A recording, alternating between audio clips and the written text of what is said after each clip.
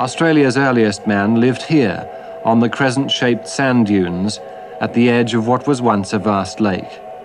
Lake Mungo covered 100 square miles, one of several great lakes in the Willandra system. The discovery of the bones of an adult male and a slender, graceful female in the sands of Mungo are probably the single most important archaeological discovery in Australia. They prove conclusively that man lived in Australia certainly 30,000 years ago, and probably much longer. This discovery makes Mungo man one of the oldest races on Earth. It was Jim Bowler who stumbled accidentally across both human remains at Mungo. Mungo 1 was the skull of a young woman. I was really concentrating on the environmental evidence and seeing these burnt bones, burnt and smashed and cemented in this limestone horizon. It indicated clear evidence for the first time of man's presence in this part of the dune, so that those bones were left there intact. I thought at first they looked like the remains of a meal, but their association with man was indisputable. And this was the first evidence we had in Australia of man in such an ancient context. Was that a moment of great excitement for you? Yes, it was indeed, but of course it was followed by much greater excitement when with our archaeologists, with Rees and John Mulvaney, we began taking these apart much later and turned up a human mandible, and not only were they in a human context, here was man himself, and that was an extraordinary occasion.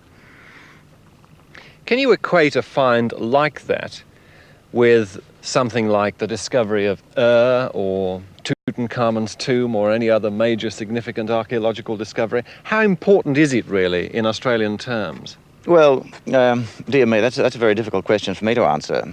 Not being an archaeologist. Not being an archaeologist, but it clearly almost doubled the time span of man in Australia. From this particular specimen, we're able to establish, or Alan Thorne has established, that man was already modern at 30,000 years. So that, or at 26,000, which is the age we'd put on this cremation site. But clearly, this has opened up a whole new era in Australian archaeology. The smashed skull fragments of Mungo Lady were of immense significance. Radiocarbon dating established that the remains were 26,500 years old, the world's earliest recorded cremation. But there was a more exciting discovery to come. That's the second one. We've placed this peg here to record the position of the head and the body that was stretched out in this orientation down towards here, the feet down towards that end, and this was quite a remarkable sight to find a man in this context in sediments the age of which we'd already established, so that we knew before we touched these remains that they were certainly amongst the oldest in Australia, and in fact we believed at that time even slightly older than the cremation.